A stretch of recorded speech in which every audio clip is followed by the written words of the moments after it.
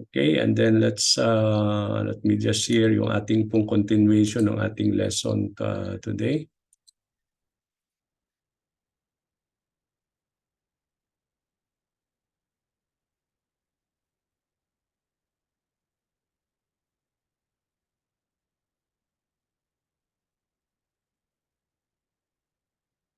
Okay, so praise God for this wonderful day that the Lord has made for us to come and to give praise to the Lord, and for this wonderful time that we can continuously learn from the Lord.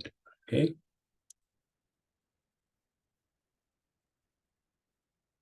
Okay, let me just fix this one. Okay. Now, as we are going every now and then, let's see now where we are in our discipleship training. No? Sa ating pong discipleship training, we have 4 modules. At ito sa ating mga modules na ito po yung ating mga pag-aaralan. At gusto nating i-track yung ating pong pag-aaral.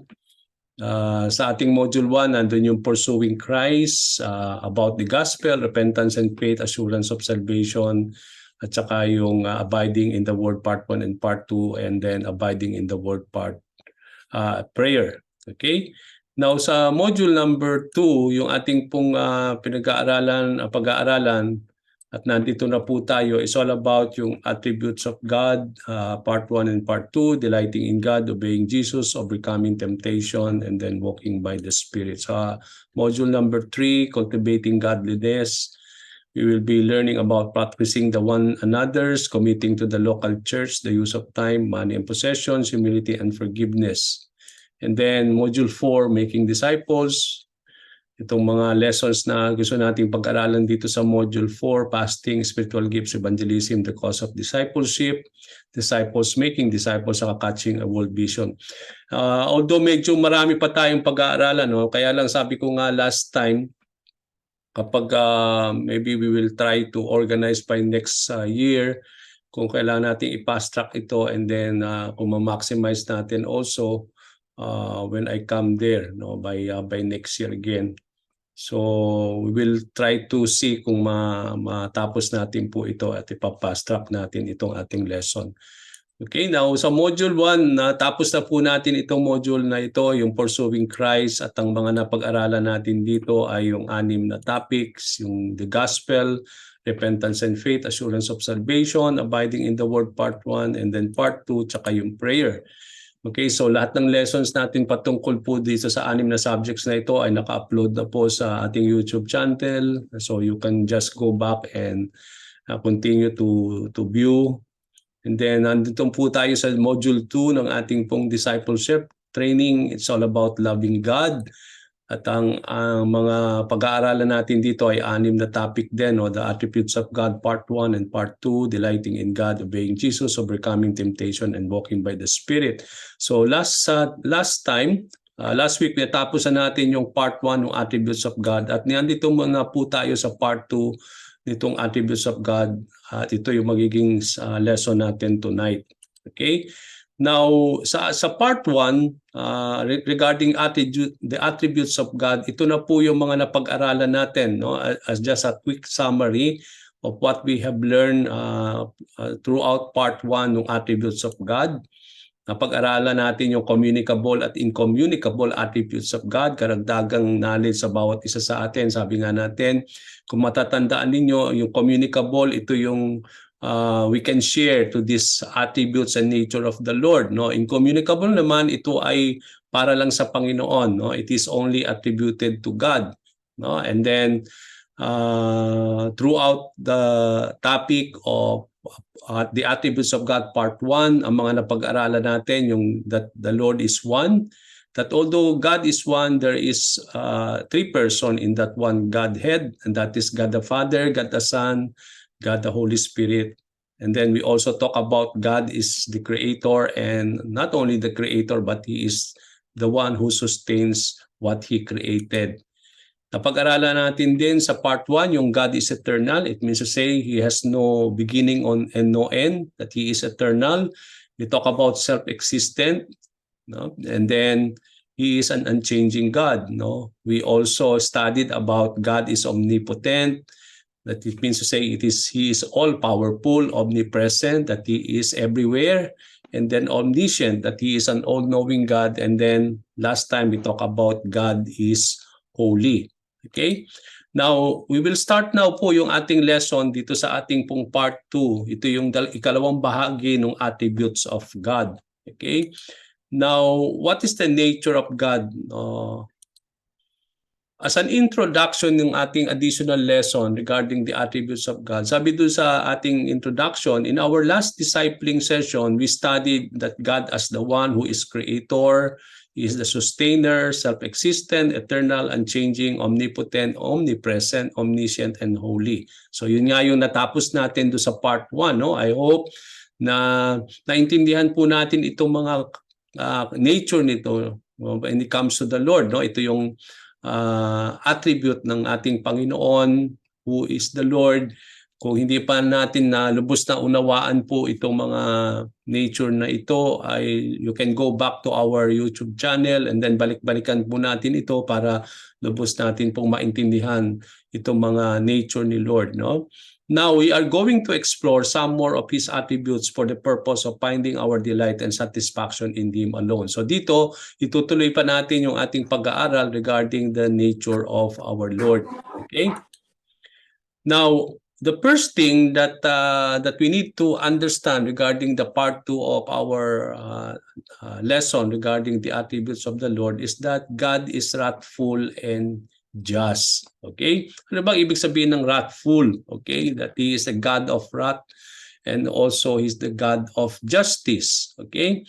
Now, pag sinabi nating wrath of God, ang ibig sabihin nito, the wrath of God is His righteous anger provoked by sin. It means to say, we know that God is a holy God.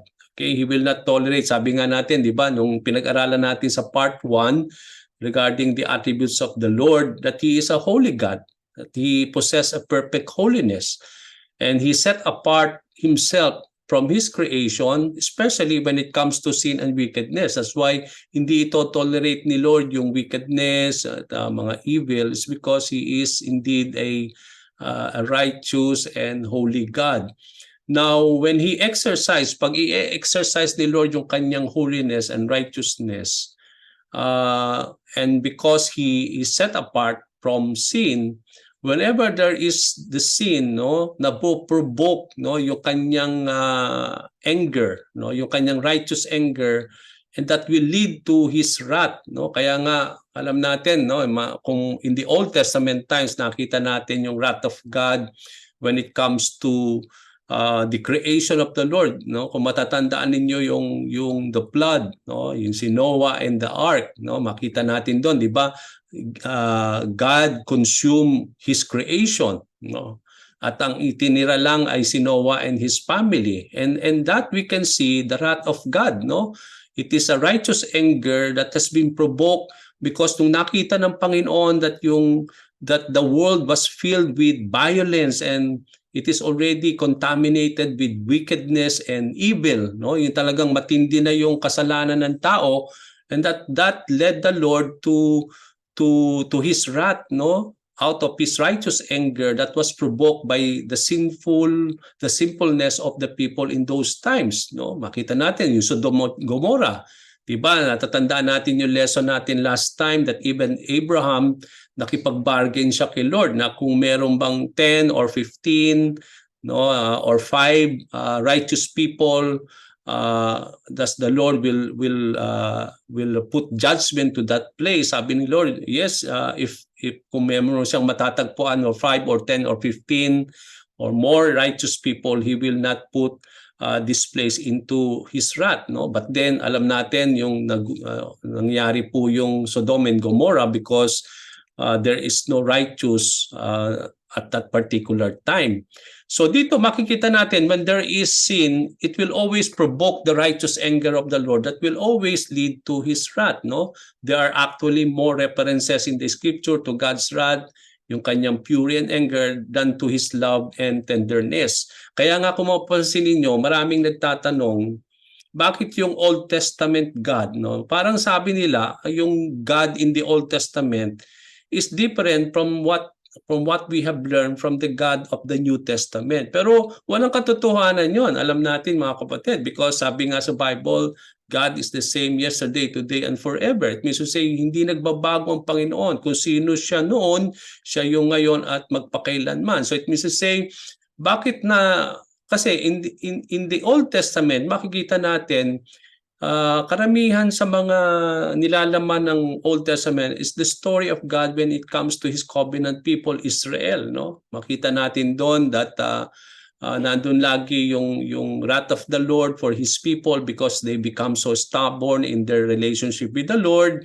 Kaya may mga sandali na talagang He will allow them to be punished. No? Nakita natin yung destruction of the Jerusalem, tapos yung burning of the temple, tapos they were sent into exile. No? Pinadala sila sa Babylon in those times. It's because ito yung because of the sin that has been provoked, no, it is because of that righteous anger that is provoked by sin out of the sinfulness of the people in those times, no. Pero i-compare daw nila sa New Testament that here comes Jesus Christ, that He is full of love and compassion and mercy. And makita natin na para daw yung God in the New Testament is different from the God of the Old Testament. But we believe that it is not true. It is the same God, no? And I believe that makikita natin dito, although God is a loving God, He is a merciful and compassionate Lord, but we cannot really neglect the fact that He is also a righteous and holy and just God, no? Na kaya nga merong kaparusahan sa mga dapat na sa mga nagkakasala. Kaya nga kung mapansin natin, there are laws, no? At merong mga consequences when you disobey such kind of law, no? Kaya nga because God will not tolerate anything, and because of He's a God of justice, He's a just God. Kaya nandun yung kanyang righteous anger. Okay? Now, since God is infinitely holy and righteous, everything opposed to His righteousness must be of necessity provoke His wrath. No? Dahil siya ay holy and righteous God, lahat ng mga opposite, no, regarding His nature of being holy and righteous, ito yung magpo-provoke when it comes to His wrath, no? Nandun yung kanyang righteous anger. Pag sinabi nating wrath of God, ito yung righteous anger. Mapapansin ninyo, nandun yung righteous, no? Yung talagang it is indeed a kind of anger na hindi kagaya ng ating anger, no? Yung when we talk about righteous anger, we can become angry when it comes to sin, no? Kailangan natin talaga na magkaroon ng ganung klaseng galit when it comes to sin, because we know how sin can ruin our lives, no? At the same thing with God, no? When we talk about when it comes to His anger, yung anger niya hindi kagaya ng ating anger. Kaya nga sabi nga sa Bible, do not when you become angry, do not sin, no? Because it is possible to express our anger without sinning before the Lord, no? And we can see Jesus Christ out of His righteous anger, di ba? Nung nagpunta siya sa Jerusalem, nung nakita niya yung templo punong-puno ng mga nagtitinda, and then yung mga nagtitinda na yon ay panay yung mga money changer, no? Hindi sila tapat sa kanilang mga business in transaction sa mga tao in those times. Kaya nga ginawa nilang parang robber, ginawa niyang parang a place of robber and thieves, no? Kaya out of His righteous anger, nakita natin, no, tinaob lahat ni Jesus Christ yung mga table, tinaboy niya lahat yung mga tao, and that is the kind of righteous anger when it comes to the Lord, no? It is not a kind of anger na talagang hindi kagaya ng anger natin, but when it comes to God, He can also express His anger, but it is an anger that is based upon His holiness and righteousness, because He is God that is holy and righteous, and if we will not be also holy and righteous in our dealing with God, and that will provoke the righteous anger of the Lord, and that is the wrath of God, no? At yun yung makikita natin, mapoprovoke laki yung kanyang wrath, o yung pag sinabi nating wrath, yung kanyang righteous anger. Now, tingnan natin itong subject na ito. If God is wrathful, pag sinabi nating wrathful, He is a God of wrath, and He is also a God of justice.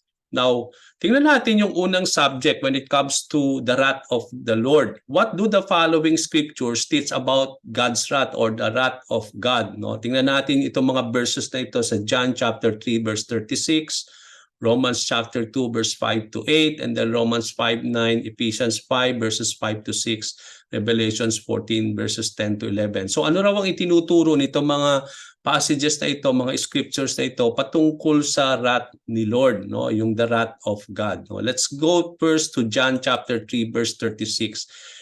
Dito, sinulat ni John that whoever believes in the Son has eternal life. No? But whoever rejects the Son will not see life, for God's wrath remains on them. Okay, so kung mapapansin ninyo itong passage ito, mga kapatid, kung titignan natin dito, yung bandang huli, makikita natin God's wrath remains on them.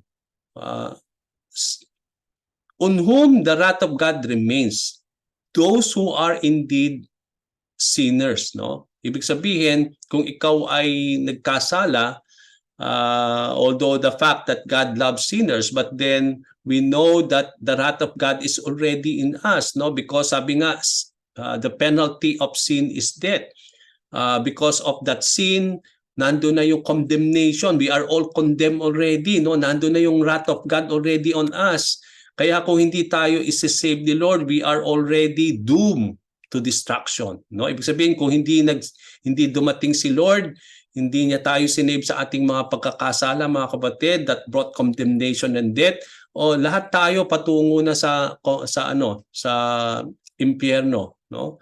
It's because the wrath of God is already on us, no? The wrath of God remains on us already. Nandun na yon.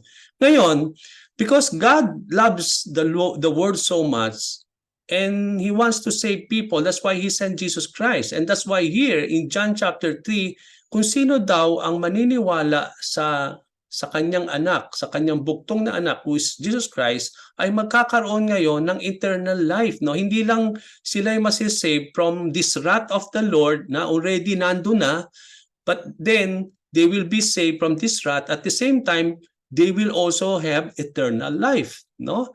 Ngayon, kung hindi mo tatanggapin and you already rejected the Son, sabi dito, will not only see life, hindi sila makakakaroon ng buhay na walang hanggan, but then yung wrath ni Lord na noon pa man ay nandun, mananatili daw sa kanila.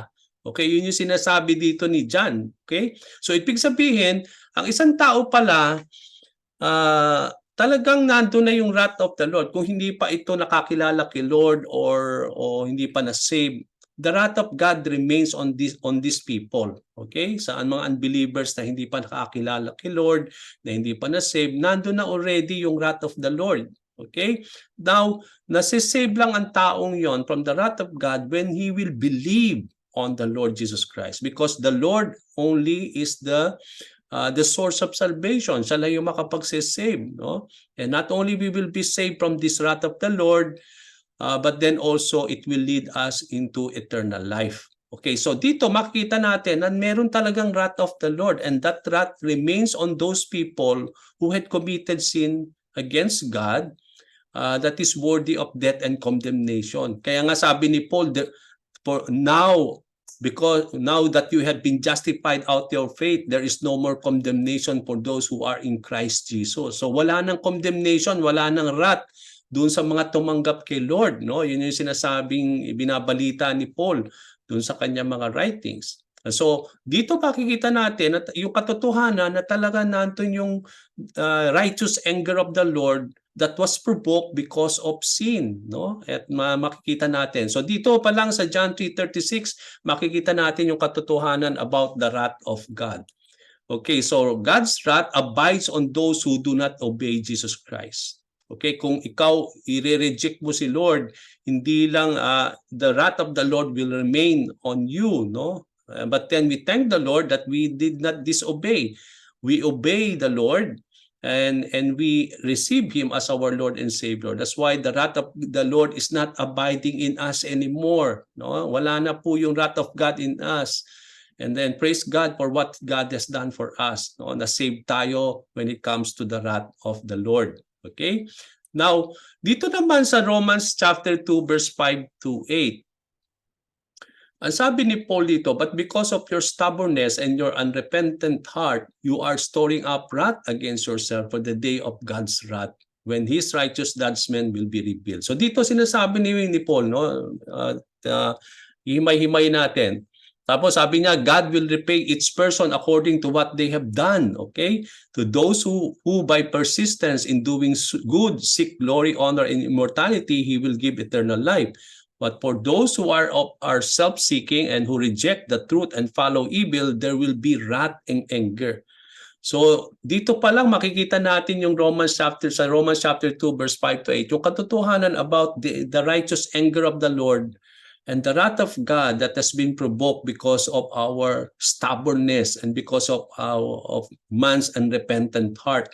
Kaya nga sabi dito ni Paul, dahil daw sa katigasan ng ulo ng tao, yung stubbornness nila at yung kanilang unrepentant heart, they are already storing up, no? Yung para bang they are already storing up wrath against themselves for the day of the wrath of the Lord. Alam natin na meron pong wrath, day of God's wrath na mangyayari. Ito yung judgment and the coming of the Lord Jesus Christ, no? Mangyayari po yung righteous judgment na yan at the coming of the Lord Jesus Christ, wherein those who are stubborn and having unrepentant heart, they will really somehow, no, they will be subject to this judgment of the Lord, and they will be subjected themselves to this wrath of God, no? Kasi merong day of God's wrath na nakalaan yan, and that will come on the coming of our Lord and Savior Jesus Christ. Kaya nga itong mga tao na talagang very stubborn, matigas ang ulo, no, alam nila na yung para bang when we talk about there's already the gospel, there's already the Bible, no, alam nila about Jesus Christ, but then they cannot really accept the fact that Jesus Christ died for their sins, no, they are rejecting that, they are rejecting Christ, and they are rejecting the gospel. So they remain so stubborn, no, out of their sinfulness, and because of their they don't want to repent, no, kaya nagkakaroon sila ng repentant heart. At kapag ganun daw ang tao, yung para bang you are storing, no, yung para bang nag-iipon sila ng wrath sa kanilang mga sarili. Okay, dahil alam nila yung katotohanan, nire-reject nila. Alam nila yung mga bagay na sinasabi ng Panginoon pero ayaw nilang tanggapin. So they become stubborn, no? And because of that, dahil sa katigasan ng kanilang mga ulo, sabi dito, they are already saving upon themselves the wrath on the day of God's judgment, no, when it will be revealed on that time. Kaya nga sabi ni Lord, God will repay each person according to what they have done. So dito makita natin, mga kapatid, that we will be accountable in all the things that we are doing in our lives. Kaya nga we need to be careful. No, we need to be we don't need to become careless in doing things, because we will be judged according to what we have done, no? And especially on what we have said. Kasi sabi nga ni Jesus Christ, we will be judged on what we are saying. Kaya we need to be careful in what we are doing. The same thing, we need to be careful in what we are saying sa mga bagay na ating sinasabi, because we will be judged according to these things, no? And kaya nga, for those who had persistent, no, and then who really seek the glory and honor and immortality, God will give them eternal life, no? On that particular revelation, that on the coming of the day of the wrath of the Lord, no? But then in the other hand naman, for those who are self-seeking, no, yung talagang ang kanilang intindi lang yung sarili nila, and they reject the truth, no, which is the gospel and the word of the Lord, and they continue to follow evil, there will be wrath and anger that will come, no, on that day. So there will be, God's wrath will be poured unto them. Yung galit ng Panginoon, no, nandun yung there will be poured out on that particular day of the wrath of the Lord that will happen on the righteous judgment at the coming of Jesus Christ. So dito natin makikita ano yung katotohanan about this. Ang sabi dito, those who have stubborn and repentant heart are storing up wrath for themselves on the day of judgment.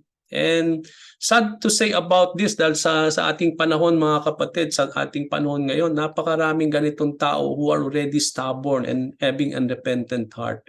No, yung mga talagang nandun yung katigasan ng kanilang mga ulo and yung kanilang mga puso, that they know already everything about the Lord, no, about the gospel and everything about Jesus Christ who died to save us from our sins, but then they cannot really accept Him, no? Yung talagang they rejected the truth about the Lord, and they continue to follow evil. They continue to follow their sinful lives. And if that person is doing so, sabi dito, sabi sa Romans 2 verse 5 to 8, nag-iipon na sila ng wrath of the Lord upon themselves. And that will be poured out on the day of judgment at the coming of our Lord and Savior Jesus Christ. So, meron talagang wrath, no? Yung the righteous anger of the Lord when He will pour His wrath upon those who will not really obey, no? and those who will continuously be stubborn and become unrepentant in their heart regarding their sin and regarding wickedness, no? Kaya there's really truth about these things. Now, another thing is that Romans 5:9, sinabi dito, since we have now been justified by His blood, how much more shall we be saved from God's wrath through Him? No, sa paano ba tayo naligtas, no?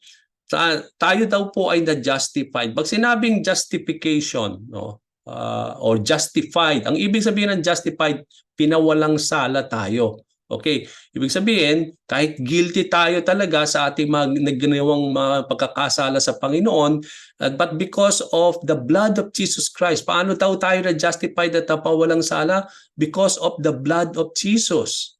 Diba? Nung sabi nga sa Bible, without the remission of blood, no, there will be no if there is no shedding of the blood, there will be no remission of sin, sabi sa Bible. Walang kapatawaran ang kasalanan without yung pagbubuhos ng dugo. Kaya nga in the Old Testament, mga kapatid, makikita natin dito bakit inintroduce ni Lord yung animal sacrifices. Kasi in those times, dahil it foreshadows yung hindi pa dumarating si Lord at that particular time, ito ang magtuturo sa kanila na in the long run, sa katagalan, ay kailangan talaga ang dugo na maglilinis sa kasalanan. And because wala pa si Jesus at that particular time, ang ginawang substitute ay yung mga animal sacrifices, di ba?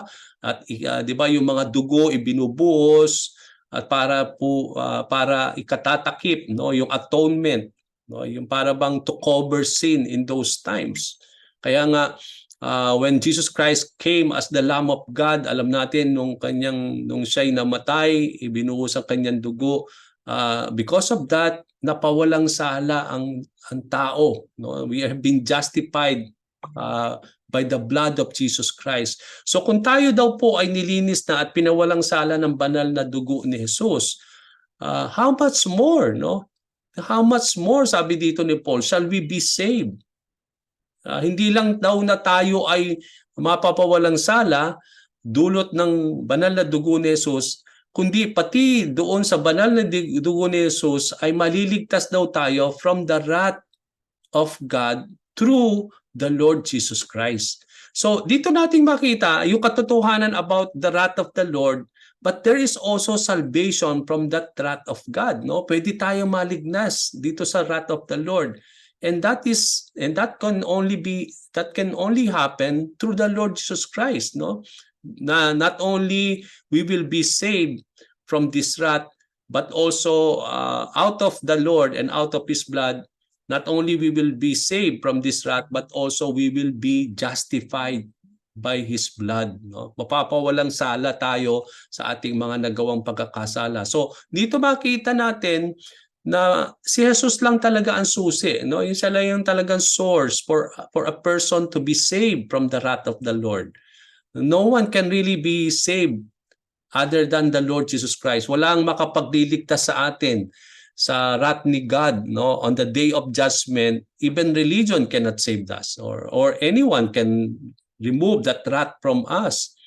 No? But then it is only Jesus Christ who can save us from this wrath of the Lord. And not only that, it can only, but also we will also be justified by His blood. So dito, we can be saved from God's wrath through Christ's death. No? Ang sinasabi dito ni Paul, pwede tayo maligtas. Ang isang tao ay maliligtas sa wrath ni God, no? Kung sila'y tatanggap at sasampalataya sa kamatayan at pagkabuhay ng ating Panginoong Jesucristo. It is only through Jesus Christ's death and resurrection out of His blood that a person can be saved from the wrath of the Lord. Okay, so yun yung katotohanan about the wrath of God. Okay, now Ephesians chapter 5 verses 5 to 6. Okay, Paul sabi dito, for if this you can be sure. Sabi niya, dito binibigyan niya tayo ng kasiguraduhan, or that he wants us to be sure. To be sure of what? Anong gusto ni Paul o gusto ng Panginoon na dapat magkaroon tayo ng assurance? Ang sabi niya, no immoral, impure, or greedy person, such a person is an idolater, has any inheritance in the kingdom of Christ and of God. So dito hindi tayo paghaharian, no? We will not able to have any inheritance in the kingdom of God, in the kingdom of Christ, if you are an immoral person or impure or greedy person. Okay? Ang sabi dito, let no one deceive you with empty words, sabi ni Paul. For because of such things, God's wrath comes on those who are disobedient. Okay, so when we talk about disobedience, no, alam natin that when you disobey God, no, it will always lead us into sin. No, disobedience is a kind of sin, no, and rebellion against the Lord, and that is worthy of the wrath of the Lord. No, rebellion is not, sabi nga natin, no, hindi ito parang very light in the eyes of the Lord, because when you disobey, that's already rebellion to God, no? Pag tayo nagdi-disobey, it is already an act of rebellion against the Lord. Parang nagre-rebelde tayo sa Panginoon, and because of that, that is worthy of the wrath of the Lord. And then kaya nga sabi ni Paul dito, God's wrath comes already to those who are disobedient. And ang sabi niya dito, because of such thing, ano yung mga such thing dito? Yung mga sinasabi niya sa taas, no? Yung mga immorality, impurity, yung greediness, yan daw yung mga, because of these things, the wrath of the Lord comes to these people who are really disobedient. So itong mga immoral people, impure and greedy person, hindi lang consider sila mga disobedient people, but then because of hindi lang sila mga disobedient people, but out of those things, no, yung kanilang impurity, yung greediness, saka yung kanilang yung immorality, it will lead them to the wrath of the Lord, no? Ito ay nagdadala sa kanila sa wrath ni God. And because of this, sabi dito, not only the wrath of God will come upon them, ang sabi ni Paul, but also there will be no inheritance for these people when it comes to the kingdom of God and when it comes to the kingdom of Christ. It means to say, hindi lang sila hindi makakapasok sa kaharian ni Kristo at ng Panginoon, but then there will be no inheritance for these people. Okay? Now, kaya nga napaka-importante na we need to know, no? We need to have a proper knowledge about yung ano ba yung nagdudulot ng wrath ni God sa isang tao. At makikita natin dito yung kanila, yung mga, if they become stubborn, they become so sabi dito, having unrepentant heart, even though they know the truth, but they continue to live in sinfulness, no? Ito yung nagdadala sa isang tao to the wrath of the Lord. No? Hindi lang yon. Dito nakita natin sa Ephesians 5 dito na if you continue to become immoral, no, in our immorality, no? Immorality, hindi lang ito yung there are lots of immorality. Merong sexual immorality, meron naman yung immorality in terms of knowing what is bad and what is and wrong, that even though alam mong mali, ginagawa mo pa rin yun. So that's the kind of immorality, no? And because of that, you become impure, yung greedy person, no? Ang mga greedy person, they are considered to be idolaters. Okay? So such person is an idolater, sabi dito. So kaya nga hindi maganda yung sobrang greedy tayo sa mga bagay, lalo na sa mga material na bagay dito sa mundo, no? Kaya nga sa Bible, gusto ng Panginoon magkaroon tayo ng contentment, maging kontento lang tayo sa mga bagay at hindi tayo dapat mag-asam ng mga bagay more than, no, that the Lord is giving us, no? Kasi yun yung ikababagsak ng tao when they become so greedy sa napakaraming bagay, no?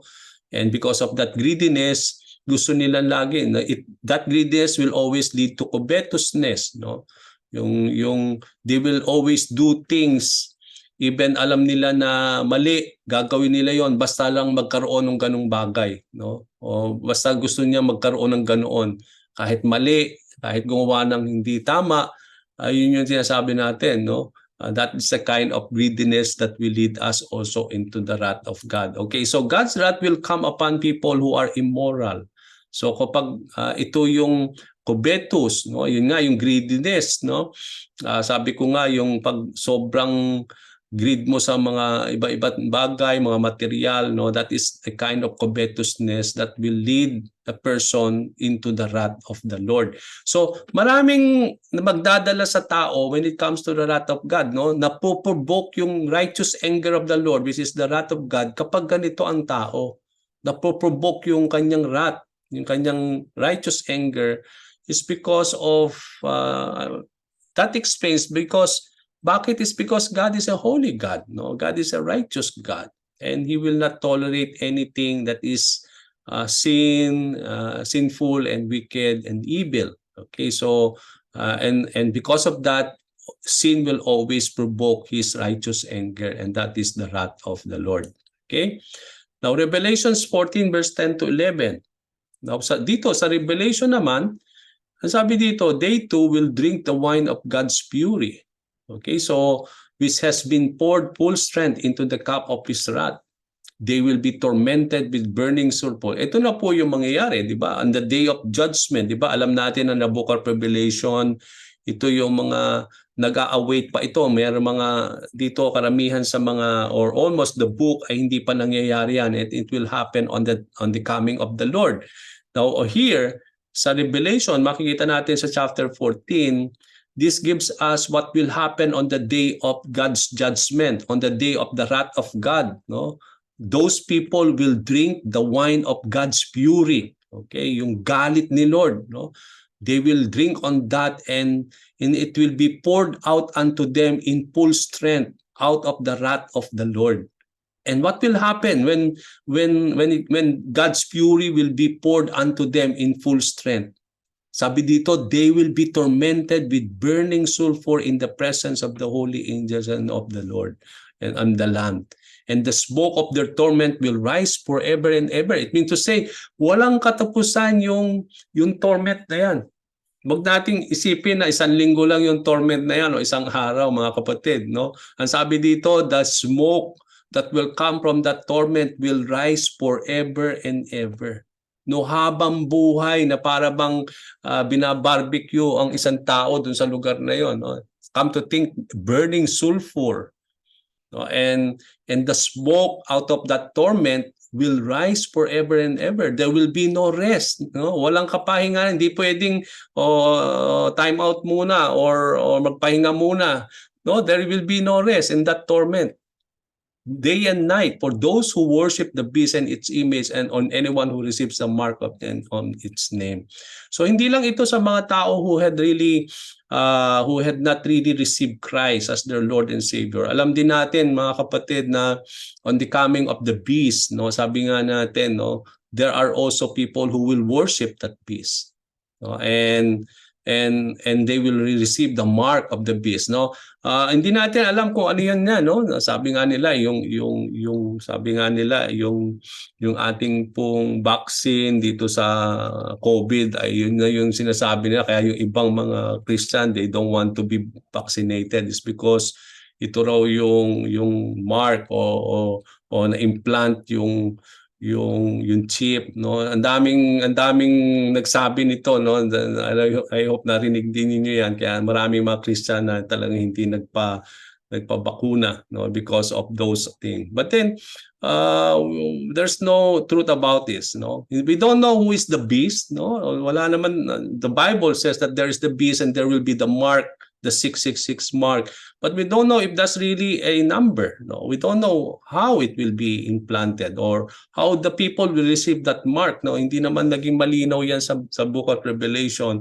So ang daming mga sa pantaha or yung mga iba't ibang mga ano, but then we are not after about this, but what we can do is to prepare ourselves not to be part of this, di ba?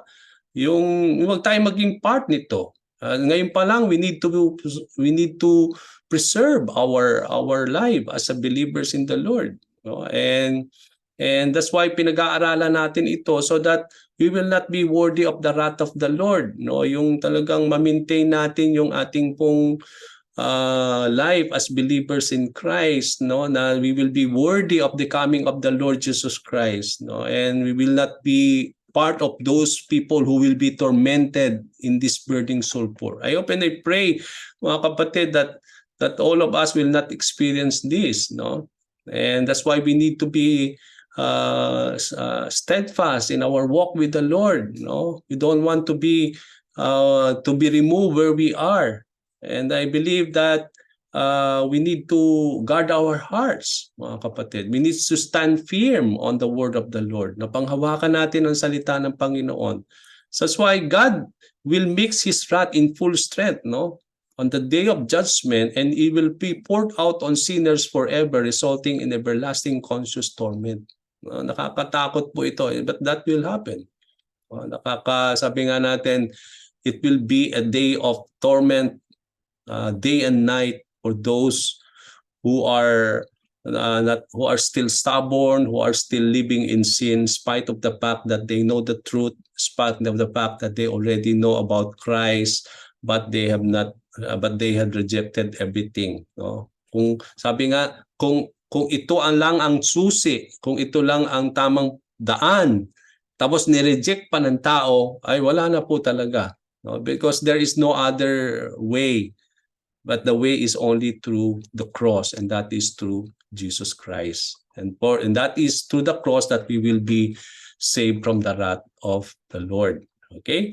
So dito natin makikita, no, yung first half na sabi nga natin the wrath of God, and nakita natin dito sa mga passages na ito yung katotohanan about it, no, na hindi lang ito yung parang gawa-gawa or something that na hindi natin pwedeng panghawakan at hindi natin pwedeng paniwalaan, but out of these passages nakita natin yung katotohanan about the wrath of the Lord, and it is being triggered, no, nati-trigger yan, sabi nga natin kanina, no, naproprovoke because of the sinfulness of people, no, because of their stubbornness, sabi doon, if they will still reject everything that the Lord is leading them.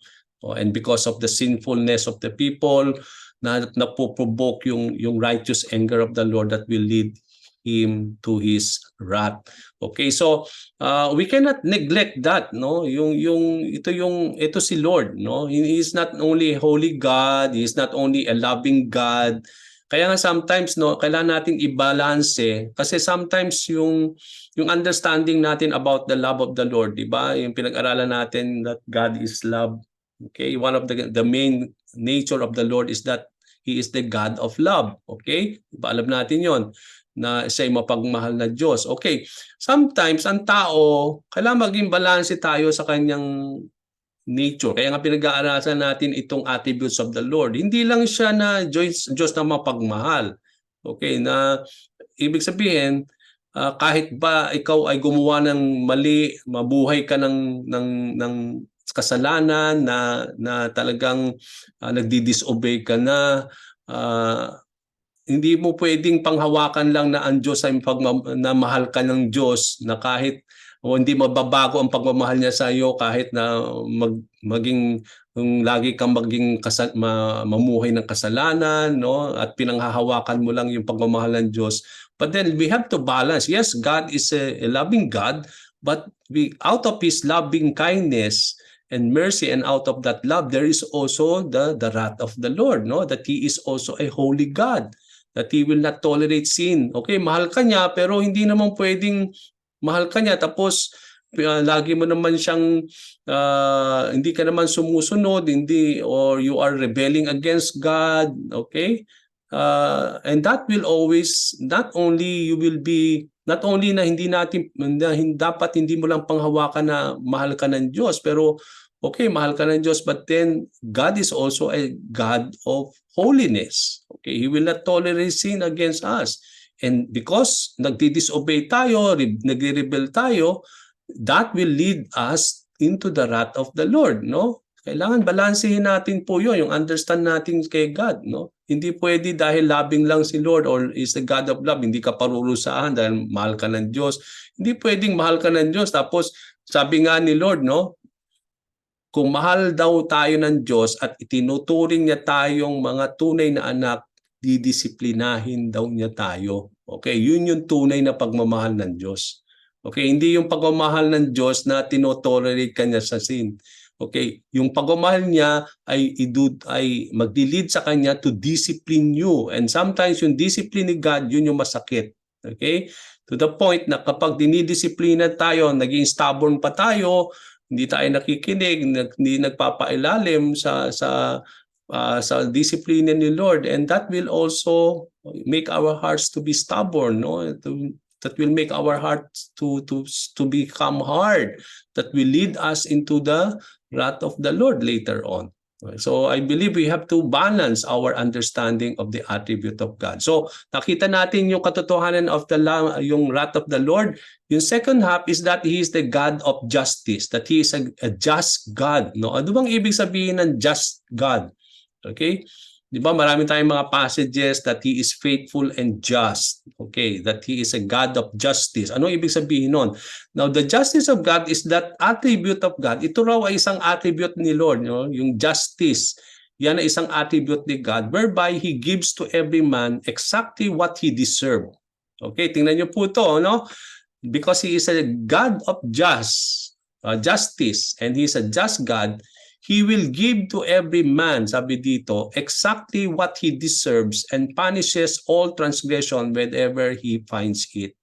Okay? Dahil hindi niya ito tolerate, yun ang ibig sabihin natin, no? Na hindi niya ito tolerate yung mga mali. At sabi dito, He will deal with people what they deserve, no? He will give unto them what they deserve, to the point that He will punish all transgression whenever He finds sin. No? Kaya nga, because He is a God of justice, He will not tolerate sin. And because if you will continuously sin, then there will be not only the wrath of the Lord, but there will be, God will punish this transgression. No? And He will give exactly to you what you deserve. So yun yung sinasabi natin. God never has or ever will do any wrong to His creature. Alam natin na hindi gagawa ng mali o ikasasama ang Diyos sa tao when it comes to the Lord. But then, sabi ni Thomas Watson, the wicked will drink an ocean of wrath but not sip one drop of injustice. Okay?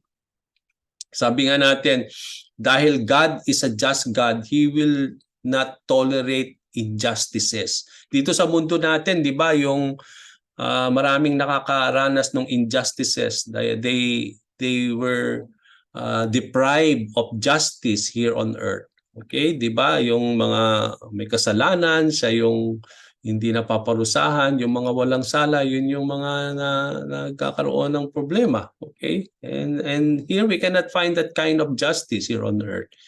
But then sabi nga natin, when we talk about God, God is a God of justice. No? He will not be, wala tayong magkakaroon ng problema when it comes to the justice of the Lord. Kaya nga sabi ni Thomas Watson, not one will sip even one drop of injustice when it comes to the Lord. Okay? Because He will always a God of justice. No? He will not. He will reward those who are really somehow na talagang who remain so faithful and obedient to the Lord.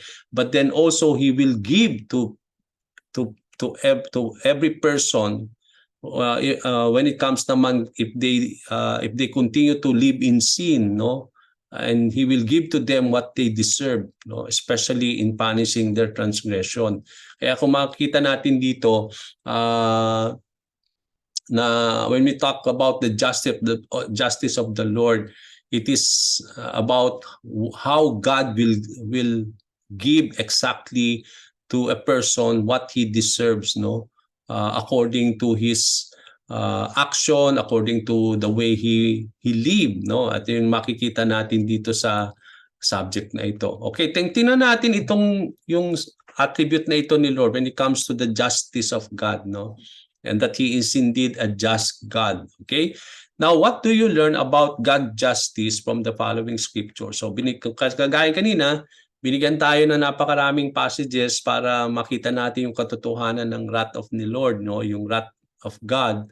And then tingnan naman natin itong mga passages na ito para lubos nating maunawahan ano ba yung justice of God, or when it comes to the truth that He is a just God, okay, or a God of justice.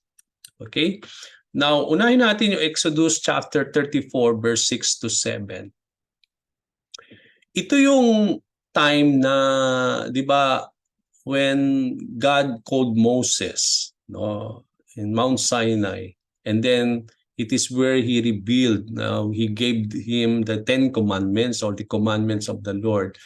Now we know that Moses found favor in the Lord, no, nagkaroon ng favor si Moses kay God, no, as if na para bang he is a friend of the Lord. Okay, so nandun yung favor na yon kay God, no, when it comes to Moses. And then that's why, because of that favor, he asked the Lord to show Himself to him, to reveal Himself unto him. Gusto niyang makita si Lord, yung kanyang glory, yung kanyang kadakilaan. That's why he asked God, hiningi niya kay Lord na ipakita niya yung kanyang sarili sa kanya. But we know that the truth that Moses will not survive when it comes to the holiness and glory of the Lord. Alam natin, man will not contain the glory of God. Kaya nga ang ginawa ni Lord, ang sinabi dito, He passed in front of Moses. When He revealed Himself to Moses, He revealed Himself by proclaiming who He is or who He was. No, yung para bang ipinakilala niya yung kanyang sarili kay Moses sa pamamagitan ng proclamation, no, yung sa pamamagitan ng kanyang salita kung sino siya. Nung ni-reveal niya ang kanyang sarili, ang sinabi niya kay Moses, the Lord, pertaining to him, no? The Lord, and now how does the Lord reveal Himself to him? That the Lord, the compassionate and gracious God. Okay? So tingnan natin, isa-isahin natin yung nature dito ni Lord, no? Ang dami nating matututunan about who God is in this passage, no? Tingnan muna natin, compassionate and gracious God, slow to anger, abounding in love and faithfulness, maintaining love to thousand, and forgiving wickedness, rebellion, and sin. Okay? Yet he does not leave the guilty unpunished. He punishes the children and their children for the sin of the parents to the third and fourth generation. Okay, now here, there's a balance here, no? Hindi lang dapat natin matutunan, maintindihan yung mga magagandang bagay patungkol kay Lord, no? Sabi ko nga kanina, di ba? Sometimes wag tayo mag-focus lang sa love of the Lord or yung compassion ni God, in mercy lang. But then we need to know that He is also a God of wrath, no? Yung nandun yung righteous anger niya. Kaya kailangan balansehin natin yung ating understanding. So dito makikita natin may balance rin when it comes to the nature of God. Ano yung magagandang quality ni Lord? That He is a compassionate, no, God. It means to say, nandun yung compassion ni Lord lagi, okay, sa atin. No? Kaya that explains even in the time of the Lord Jesus Christ, no? 'Di ba kapag nakakakita siya ng mga hindi magandang bagay sa mga tao in those times, naaantig yung compassion niya sa kanila. And dahil nandun yung compassion niya, may gagawin siya lagi para maibsan yung mga dinaranas ng tao. So, makikita natin, nandun yung compassionate ni Lord sa mga tao, no? Lalo na yung mga miseries nila, no? Yung mga hindi magandang bagay na dinadanas nila, nagkakaroon ng compassion si Lord sa mga taong ganoon. Okay? Hindi lang siya compassionate God, but He is a gracious God. Okay? Gracious, mapagbigay na Diyos, na yung kanyang grace ay sabi doon, sabi na natin, hindi matatawaran yung kanyang grace. Okay? Dahil He's a compassionate God, He will always be a gracious Lord, no? And then because of that compassion also, He will be also slow to anger. Okay, yung hindi siya yung madali magalit. Okay, slow to anger is because He's a God who is abounding always in His love, no, and faithfulness. Nandun na talagang nag-uumapaw ang pagmamahal ng Diyos dahil siya ay Diyos ng pagmamahal. Okay? And yung kanyang katapatan.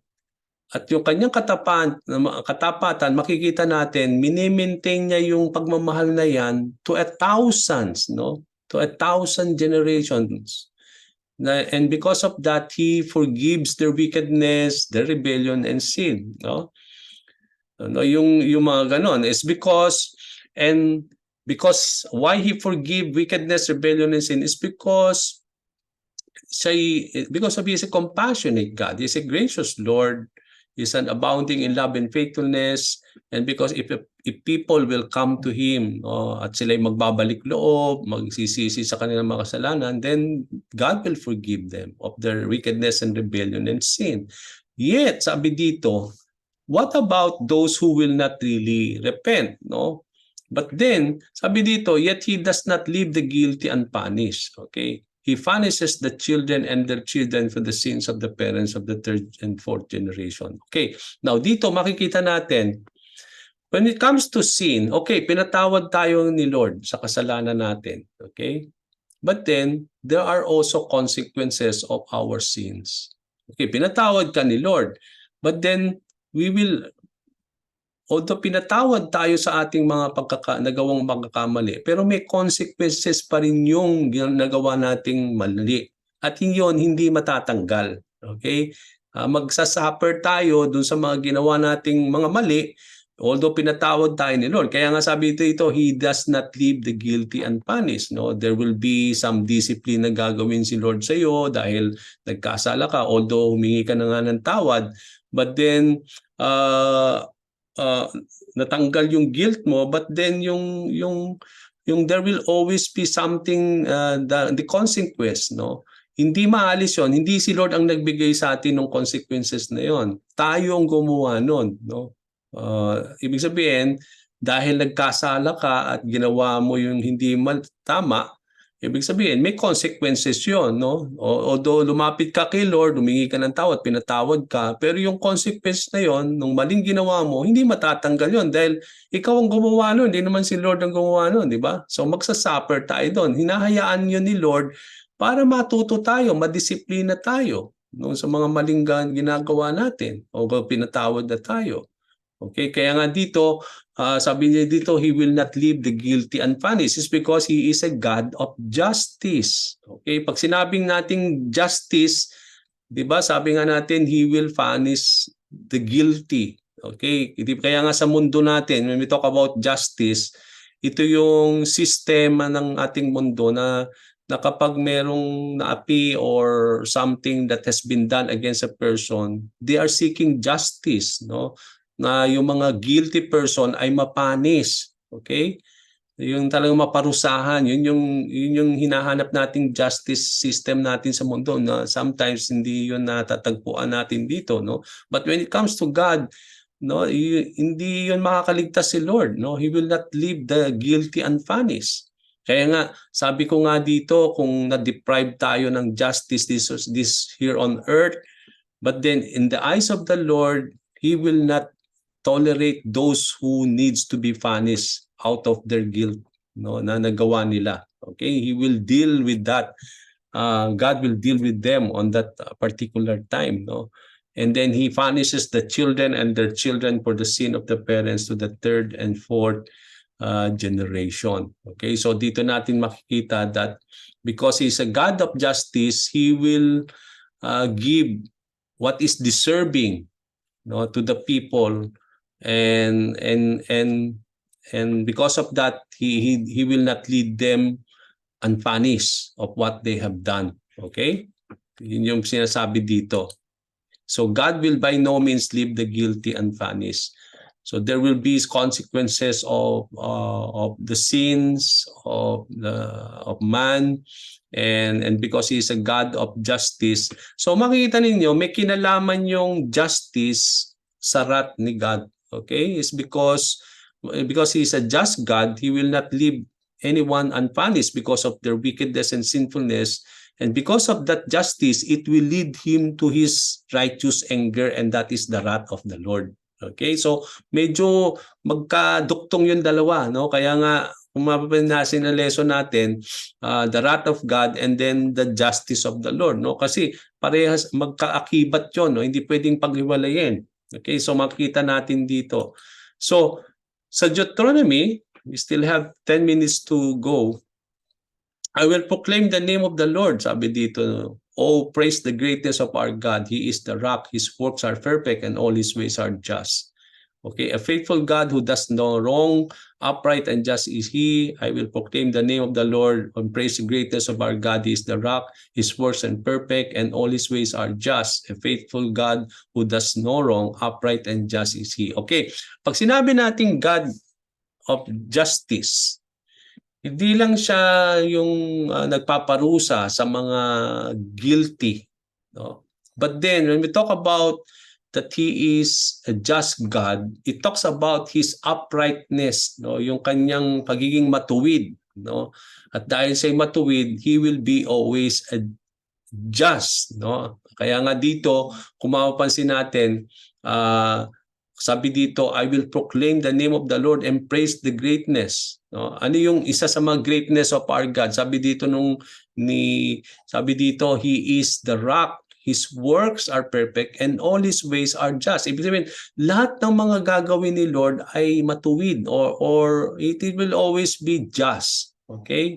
Yung talagang, when we talk about just, yung wala siyang kinikilingan, yung patas siya lagi, no? Yung when it comes to, 'di ba ganoon 'yon? 'Di ba sa justice, 'di ba, yung timbangan, yung 'di ba nakapuwing yung babae tapos may timbangan tapos balanse siya. Okay, that's the kind of justice, no? Makita natin, 'di ba, yun yung symbol ng justice, 'di ba? Yung nakapiring yung babae and then meron siyang timbangan na gano'n. Yung timbangan niya, makita niyo, equal pareho. And that's the same thing when it comes to God, no? Because He's a perfect God. And makikita natin, and lahat ng kanyang gagawin will always be equal, no? Hindi siya kumikiling, wala siyang impartiality, wala siyang favoritism. Kaya when He deals with everyone, He will always be just, no? Equal yung kanyang because he's just and upright, no? And because He's a perfect God, all His ways will always be just, no? Magiging patas lagi yung kanyang mga gagawin. Yun ang sinasabi dito sa Deuteronomy 32. Okay, na Kung ano yung deserve sa'yo, ibibigay ni Lord yan. If you deserve to be rewarded, then He will reward you. But if you deserve punishment, we will do that, no? Because He will not leave the guilty unpunished. Okay? So pareho siyang nagdi-deal, no? He will not deal with this area, but then He forgets the other thing. No, because in everything He will always be just in all His doings, in all His ways. No, kaya yun yung sinasabi dito. Kaya all God's ways are just. He is without any injustices. No, wala siyang kinikilingan. No, pantas siya lagi pagdating sa lahat ng bagay.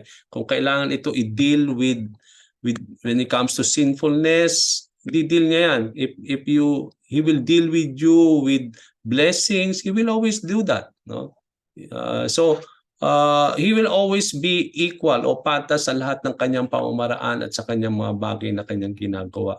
No? Kaya nga, di ba sabi nga, He will always be just. No? Another example, di ba sa 1 John 1:9, no? If we confess our sins, He will be faithful and just to forgive. Okay, so dahil tayo ay humingi ng tawad sa Kanya, no, He will always be a God of justice, and He will cleanse us. Sabi doon, He will forgive us of our sins, no, sabi doon. And if we know how to confess our sins before the Lord, no, kaya nga makikisa natin dito. Okay, dito sa ating text sa chat, sabi dito ni Sister Madi, Pastor, about sa Exodus 34:7, about the consequence namin, hanggang kailan po malalaman kung hanggang kailan po kami magdudusa kung kami po ay magpaparusahan kahit po humingi na kami ng tawad ng panahon. Yung sinasabi ko dito, yung okay, pinatawad tayo ni Lord. Okay? Now, yung parusa hindi manggagaling sa atin. Ikaw ang may gawa nun, di ba? Kunyari, may ginawa kang mali. Okay? Alam mong mali, so merong mangyayaring hindi maganda sa'yo dahil mali yung ginawa mo. Okay, yung parusa na yon hindi galing kay Lord yun. Ikaw may gawa nun eh. So you will suffer because of what you had done. Yun ang sinasabi ko doon. Hindi galing kay Lord yung parusa. Kung bakit hinayaan yun ni Lord, pero hindi yun galing sa Kanya, kundi yun ay consequences nung yung maling ginawa. Okay? Pero pinatawad ka niya. Okay? Yun yung sinasabi ko dito. Di ba, may mga sandali na kapag nagkukulang tayo, humingi tayo ng tawad kay Lord. Okay, then, and God, because God is a gracious God, He will forgive us. But then, paano naman yung consequences nung mali mong ginawa? Masisave ka ba doon? Hindi. Kasi nga, may ginawa kang mali. Di ba? Kahit sa mundo, gumawa ka ng hindi tama, parurusahan ka, di ba? Humingi ka ng tawad kay Lord, nakapatay ka ng tao. Okay, nagsisi ka sa Lord, nakapatay ako ng tao, nagsisi ka, nandoon nagbabalik loob ka, but then God, okay, pinatawag ka ni Lord sa ginawa mong pagpatay. But then, hindi ka niya masisave doon sa consequences dahil sa mata ng law, sa mundo, magkasala ka. So, kailangan kang ikulong. Okay, so yun yung sinasabi nating punishment. And that punishment is not from God. It is what you have done. Ikaw ang may gawa nun. Okay, but then God will use that as a way of punishment to teach you. Okay, yung sinasabi ko doon. Hindi yung galing kay Lord, pero sometimes yun yung mga consequences ng ating mga ginawang mali na hindi yun galing kay Lord, kundi tayo mismong gawa nun. Pero ang maganda kay Lord, pinatawad tayo nung humingi tayo. Kaya lang, meron yung mga consequences nun is a way of God allowing it to discipline us, no? Kasi nagkasala tayo eh. Pero hindi galing sa Kanya ngayon. Yun ay gawa natin dahil gumawa tayo ng mali. So wag nating ma-misinterpret yun, no? Hindi yung galing kay Lord. Sometimes it is because what we have done. Tayong gumawa nun. Hindi po ang Panginoon. Okay? But then ang maganda doon, God forgive us of our sins. Okay, yun namang sinasabi dito sa Exodus 34. Okay? Meron naman yung mga na hindi nagsisisi. okay, ng mga kasalanan. Okay, so let's go back again nga doon sa 34. Okay. Okay, tingnan niyo po, sabi dito, He will forgive wickedness. Ibig sabihin, kahit naging wicked ka, rebellious ka at sin, kung nagbalik loob ka, patatawarin ka because He is a God of love, compassionate siya, and gracious Lord. Okay. But then, makikita natin, yet, He does not leave the guilty unpunished. It means to say, meron ding kaparusahan yung ginawa mong wickedness and rebellion at hindi yun galing kay Lord. Yung kaparusahan na yan ay gagamitin ni Lord dahil ikaw ang may gawa nun eh. Di ba? Yung consequences ng wickedness mo, yung rebellion mo, mayroong mangyayari dyan siguradong hindi maganda at you will suffer. So that is something that God will use or will allow as a way of disciplining us or as a way of punishing us, no? At dapat wag nating i-misinterpret yon, hindi yon galing kay Lord. Okay, because He's a God of just, He will not tolerate that, and sometimes He will allow those things sa atin dahil para turuan tayo, no? Para i-discipline tayo. Okay, so here another thing here is that when it comes to sinfulness, no, when it comes to wickedness, rebellion, and sin, okay, hindi ka nagbalik loob. Yun nga yun, di ba? Yung kanina sinabi natin wrath of God. Okay, hindi, naging stubborn ka, naging matigas ang ulo mo, yung pinatigas mo yung puso mo, ayaw mong magsisi, alam mong mali yung ginagawa mo. So, nandun yung wickedness, rebellion, and sin. Okay, hindi ka nagsisi. Then I believe that's the time that the wrath of the Lord will be upon you. And God will not leave you unpunished because of your guilt. Okay? So, dalawa po ito, no? May dalawang side ito. Yung nagsisi ka, na yun, kung hindi ka naman magsisi, nandun yung wrath of God on you, no? Mapuprovoke yung God, the wrath of God that will lead. And because He is a God of just, He will not leave you unpunished because you remain wicked and rebellious and you live unto your sin. At yun nga, nag-iipong ka ng wrath of the Lord upon yourself. Di ba yun yung sinabi natin kanina? So dapat yun po yung tingnan nyo dito, okay? So huwag natin misinterpret to, no? Yung He will not leave guilty unpunished for those who will continue to live in wickedness, rebellion, and sin. Pero sometimes, kahit na-forgive na tayo, nagsisi na tayo, there will be consequences, and God will allow those things, no, as a way of punishing and disciplining us. And that way is not coming from Him, no? It is a way wherein tayo po yung mga consequences ng mga ginagawa natin. And that's why we suffer because of those things. Okay? So yun yung kailangan nating maintindihan. So here we will stop muna siguro dito. We are already on time. We are already 11 o'clock. And we don't want to exceed sa ating pong time. No? So napaka-interesting po itong lesson natin today. No? And then we will just continue it next week and discuss more about this regarding about the wrath of the Lord and also the justice of the Lord, no? So let me just stop this and let us, kung wala na po bang mga question before I pray, if there are none, then can we just pray? So let me just stop the recording.